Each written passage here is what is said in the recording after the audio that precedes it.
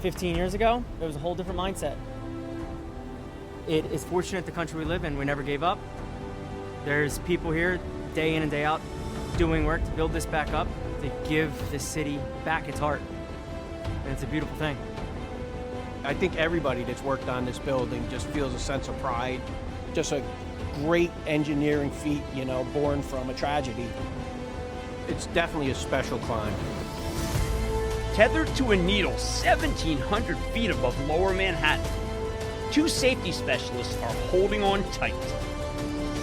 Jamison Walsh and Brian Houston are scaling the spire of One World Trade Center. It's the tallest building in the Western Hemisphere and a monument to American tenacity. We asked them to show us the view, and did they ever? Terrorists destroyed what once stood here, and now a new symbol stands in its place. Defiant and strong as steel. I'm in. Up on the spire here, just watching the city below, we get to see some beautiful landscape. No one in New York City gets this view. From this view, it's a beautiful city. I think it's a great symbol, not only to the city, but to the country. We rebuilt this way. It defines New York City, and I think says a lot for the country.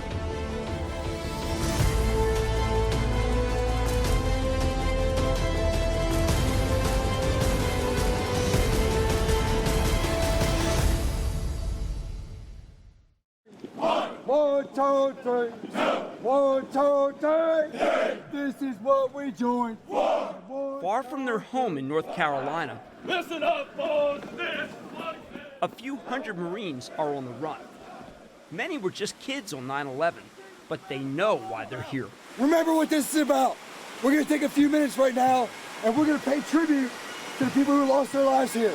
And remember what we're doing for our country. The survivor tree is one of the few to withstand the attack, salvaged and nurtured back to health. Today, people come together there to honor the victims of another senseless act in Orlando. This is a World Trade Center bound E train. The World Trade Center has become a gathering place, a destination for people from around the world. I'm from China. Atlanta, Georgia. South of England. Taiwan. New Orleans, Louisiana. Bethesda, Maryland. 27 million of them, some just making a quick stop on vacation. Oh my God! Others taking time for serious reflection. Almost everyone remembers where they were on 9/11. I was running a company down the street, that way. For many people, it was a story they saw only on TV. Now they're coming here to find out more and to make a connection. Tower 1 sits almost where the original... Today, they'll hear about it from someone who knows. We're going to walk around the corner here to a memorial that was built to honor the 343 New York City firefighters that were lost on 9/11. Lee Ielpe is a retired New York City firefighter, and he's been telling the story for years. I'm going to use the word snuggle, and snuggle means you're going to have to come real close to me. Ielpe, co-founder of the 9/11 Tribute Center, draws together the group of strangers. Come up real close. We're going to snuggle. Snuggle. This is Lower Manhattan. When people talk about the center of the world, well, you know what? This is it. Spoken like a true New Yorker. And then he begins to speak about that day. The first jet that came, which was Flight 11, came from the north. It came down very low over Manhattan, and it struck the North Tower around the 93rd floor. Come on, we're going to walk over to this one spot. The story Lee Ielpe tells is painfully familiar to so many of us. But what about the next generation and the one after that? Beneath the plaza, going down 7 stories, the 9/11 Museum preserves the memories through artifacts that cover 2.5 acres, hulking remnants of lost buildings, and haunting images of lost loved ones. All right, 10-4, we're coming up with 10. We're on 77 now in the beach there. I'll be right to you. I wanted to see and understand what people have been through in this country. I just think it's a great tribute to the people that died. While the museum is filled with details of history, the plaza holds the emptiness of the memorial pools. They match the footprints where the towers once stood. And they're lined with names that go on for a third of a mile. The 2,977 who died from the attacks on 9/11, and 6 more in the Twin Tower bombing of 1993. They're each almost an acre in size, some of the largest fountains ever made. Author and historian Judith Dupre has followed the rebuilding for years. This place still has, I think, because of the reflection pools and because of the museum, it has the aura of a sacred space. Will there come a moment when it will just be a museum, commemoration, and a lot of commercial activity? That is the nature of memorials, that people move on, people forget. That said, 100 years from now, we might not know who those people were, but we know they had a name and they mattered. It taps into our most fundamental identity, our names. Each name a life, etched in bronze. A lot of them were firefighters, Lee Ielpe's brothers. Here's a squad, 288. The first name starts here and goes that way. So when you look that way, you have to go until you see the next company, and that'll tell you how many people died from squad 288. And I can go like this. I can do that on my son's name, because that's my son. My son came here with his company and hazmat. That's 19 men from one firehouse. None of those men went home that night. Jonathan, 29 years old, married with 2 little boys. Jonathan Ielpe had rushed into the South Tower not long after he called his father to tell him about the attack. My mission was simple. I was going to come in and help.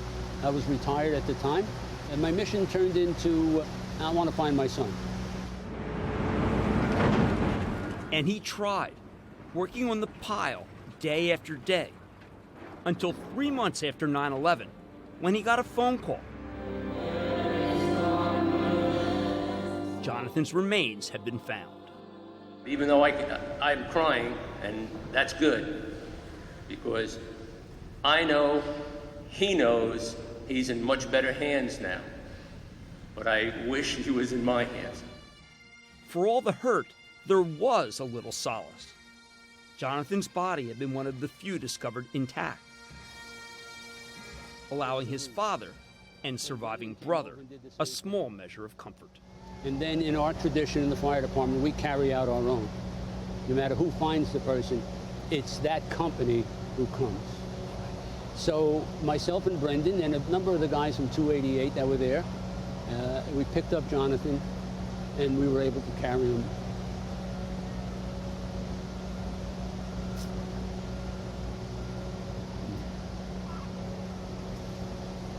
We were able to carry him out, which was a blessing. Right? So we're here to help you understand what happened and think about tomorrow, because tomorrow's got to be a better day.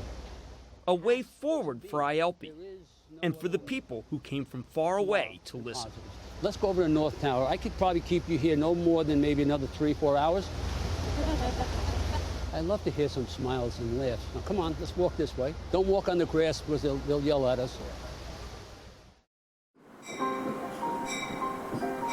The 8:07 is right on time. Greg Carafello starts his morning commute from the suburbs of New Jersey, as he always does. Today he's joined by his daughter Rachel. That's church, I said over there. They're headed to the place where he suffered tragedy and loss.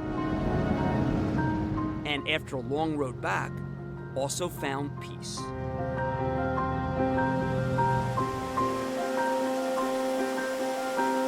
What you're looking at here, this is called impact steel.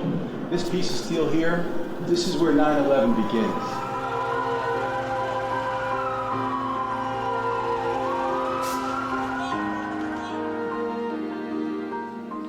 For 5 hours a week, Greg is a docent, a guide at the 9/11 Memorial Museum, a storehouse of artifacts that keep that day from fading too far into memory. This is where the belly of the plane came through at 440 miles per hour. And it hit so hard that it went through the steel and it severed the elevator cables, and then it destroyed the staircases for evacuation. 78 seems to have taken the brunt of the stuff. There's a lot of bodies. They said the stairway is clear all the way up, though. These hallways stir up all kinds of emotions, including one Greg understands himself: fear. Even today, a walk on the plaza brings the memories back. I remember, now I was a block away, so it wasn't, to me, a sonic boom. It was 10 sonic booms. It was probably the loudest thing you've ever heard. When I ask people, anybody who says I'm a survivor, you just got to ask them, what do you remember most? 9 out of 10 are going to say the noise level. You've never heard noise that bad. Greg heard the noise of the plane striking because he was there. He ran a small company in the South Tower and fled with one of his employees. It was overwhelming for Greg, and for a long time, he couldn't bring himself to return. For 5 or 6 years, I avoided it like the plague, actually, because I was really shell-shocked. It was hard. And, so many people felt that way. It's what he did next that really set him apart. Greg had to find new office space for his company, and of all the places, he chose to come right back here. 85 stories up, Carafello is the only tenant from the old Twin Towers to move into the new building. A lot of people ask me, do you regret it? Are you nervous? And I'm really not at all. I don't regret it a little bit. I just find it the beginning of a new life for me. New life with 2 growing companies, one in printing services and the other in tax prep. Why be here? Because I believe it's the premier address in the world. I believe One World Trade Center says you don't need to say New York, you don't need to say anything else, just One World Trade. When you give people the address, do some say, hey, let's meet for a cup of coffee elsewhere? both ways. Some people say, yeah, definitely want to be there. They want to see the building itself. And others are more like, let's just meet at a Starbucks or something like that. And I'm okay with both. Many survivors who fled the towers have never come back. But Greg found that spending time here made him feel better. The first plane came in at 8:46 in the morning. As I became a docent in 2012, and the more you were around it, the more you could feel the energy, and the more I guess I was feeling better about being here and about myself and about Jimmy and about everything else. These are the steps. These are the survivor steps. Yes, they are. Did your wife have second thoughts about you coming back and working? Yeah, she was not for it. Hi, how are you? Would you like a map? Enjoy your tour. And yet his daughter Rachel, just 3 years old on 9/11, now shares his commitment. You can download a free app. Volunteering at the museum 1 day a week. Sometimes when I come in with my dad and I see him talking about certain artifacts and stuff and adding his personal experience with it, it kind of makes me kind of emotional just knowing that he was there and what he went through. Each of these pieces of steel weigh over 50 tons in weight. For her father, talking is healing. So this is the slurry wall here. This wall here, we were hit, we bent, we cracked, but we did not break. And that's After 15 years, Greg Carafello is comfortable here. He knows that healing is a process and never quite done. When the water's running and all you hear is the waterfall, either you can pray with a loved one or you can just catch your breath in New York City. You get a chance to reflect.